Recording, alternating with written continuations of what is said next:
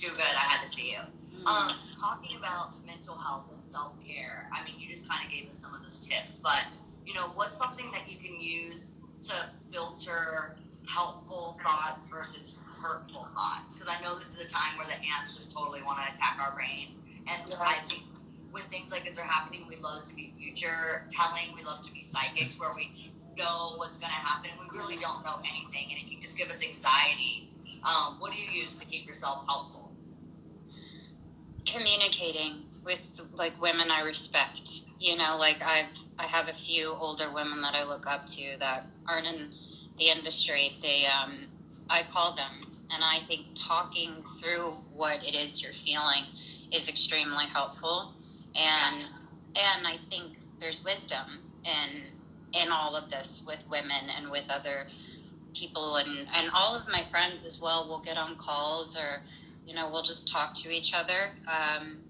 But sometimes I have to feel it, Miley. Sometimes I gotta cry it out, and I've got to release it and just take a deep breath, and then remind myself, go back to my tools, which is, okay, where is this coming from?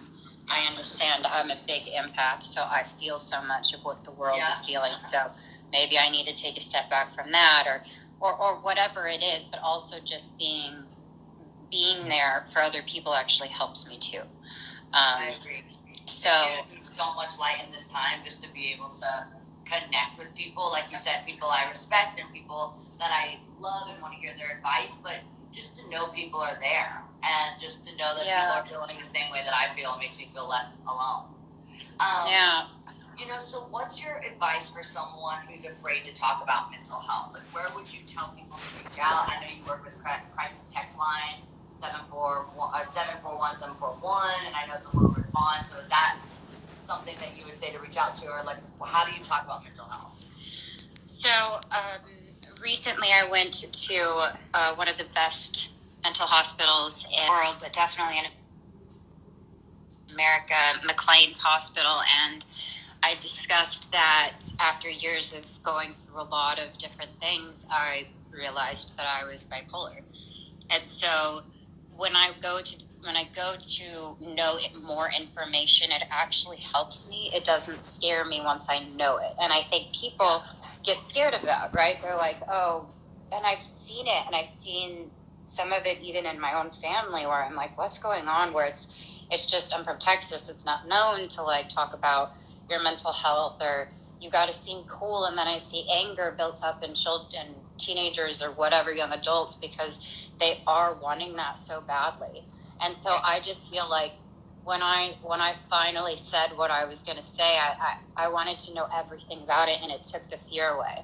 It was like when when I was younger, I was scared of thunderstorms, and my mom bought me all these different books on thunderstorms. So she's like, the more that you educate yourself on this, the more that you're not going to be afraid. And it completely worked. And that's kind of something that helps me big time. That's really good advice. I really like that about buying the books about thunderstorms, because when you do understand something, you don't think, hey, this is just happening to me. Because when something is happening to you, then you can't kind of find some sense of, maybe tools that you can use, and it'll give you a sense of like, there's things that I can do, like therapy, that can make me understand parts. I was actually talking about parts of my personality that if I let them control me, they can become negative. But if I learn how to kind of use them for good, like I have, OCD, like I'm pretty obsessive. At a time when I was younger, it used to really drive me, kind of made me feel like I was just too different. I didn't really understand it, and I used to like alphabetize things. Like I would throw these total fits if I couldn't alphabetize things and all these different things. But now it's been able to help me to kind of learn about it and be able to use it for good, and use it for doing things like this and staying organized. But then also just be able to understand it more, and so it's just really important to understand something that you're relating with, or just doing research, and it's a really good tool. So what I wanted to ask you were, besides obviously like your therapist, what are some reliable sources that are like really close to you in your life? Like Crisis Text Hotline, or what are some organizations that you support that you would encourage people to look into? So I recently along with we were selling some stuff, is that we were donating to the Recording Academy. I had Justin Tranter, who is one of my writers that I work with all the time, and I love him so much. He sent a mass text to people saying this is definitely going to affect our music community, and music makes, as you know, music makes you feel, makes you happy, makes you explore different things. And so, the Music Cares is like a part of that as well. So I've donated to both of them because that's also a side of my people. So I'm doing I'm trying to do hospitals, and then I'm going to be working with Music Cares, and then I'm not going to stop because and I talk to my team daily. I'm like, where's the holes here? Where's the things that I can be placed to help in any way possible? So, there's a couple of other things, but I love Music Cares. We actually were talking about Music Cares and the struggles that independent artists will have with concerts being canceled and venues, and I love what Live Nation is doing with Crew Nation, taking care of all the crews. So people are really stepping up in our community, which makes me really, really happy and proud to be a part of it. Yes. Before we go, I wanted to talk about this tool that I have that's called Feel Great Anywhere, Anytime, and it's from my therapist, Dr. Amen. And it's about anchoring yourself. So in times where anxiety,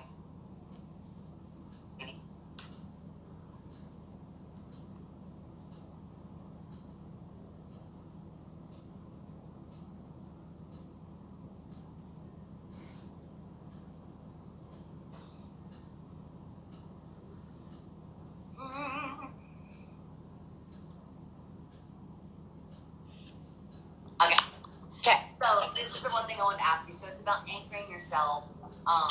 Anxiety can really make us kind of feel, that floating feeling where you feel like there's no weight in your feet or your hands. And so you really have to find the gravity and let it just anchor you. So Dr. Amen has this trick, Feel Great Anywhere, Anytime, where you anchor yourself to a memory. So even if you're traveling and you have a suitcase, and I was saying that, when I see, in my suitcase, if I had a yellow sweatshirt, it would remind me of bananas. And one time, me and my brother decided we didn't like the way that my parents were running the house, so we were going to live inside our my dollhouse that I had outside. But we only took bananas, and by the second hour, we were so over the bananas that we were sneaking over to our grandma's house and getting all her little sweet treats and Chex Mix and all these things. So it reminds me of, the yellow reminds me of bananas, it reminds me of my brother, and then it reminds me of my childhood and how fortunate I was to have a playmate, because some people don't have brothers and sisters that you can play with, and so I was just so lucky to have that. So that anchors me. What's a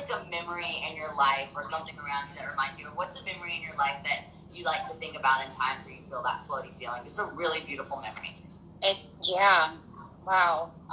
Probably when my sister was born, because I was an only child growing up, so I didn't have, my sister's 6, so big age difference. But when she came into my life, I remember having the chest to chest moment. Yeah. And so when I think of that moment, and it's working, it's working right now, where I just, that nothing else mattered in that time, and this beautiful life just came in, and I just was overwhelmed. And I think what makes me think of that is baby smell, something that's really, really sweet, and it brings me back to life. It's a life, and it's a part of me in a weird way. So I feel your little sister is 6. Yeah. Okay, so my little sister just turned 20. It'll change. It will change. Right now, I go between being the coolest person in the world in her life to she doesn't know me. Yeah, right. So that'll happen. She won't know you at a period of her life. Someone's gonna say oh, your sister Selena is cool, and she goes, who's that? I don't know her. Exactly. Oh no, she'll not know you for a couple of years. That's what happens every now and then. I'll run into, now know what kind of goes out. So if I run into her out and you wave, and she's I don't know her. She doesn't quite, I don't know me yet, but it's on the way. It's creeping in, but it'll then come back around. I think so. Yeah, it comes back around. Me and my little sister Noah's 20 and I'm 27, and so I give it a couple of years, and I think I'll be really cool again. Yeah, I'm still in the cool zone. That's awesome. I'm so happy to have you on the show and happy to reconnect with you and send me butterflies anytime. When all this is moved on, if we can connect, we'll just hug. Would love that. Thank you, and thank you for what you're doing. Thanks, Selena. Good to see you. Bye. Bye. Okay, my dog is like banging on the door. Hold on. Come here. Come here, puppy.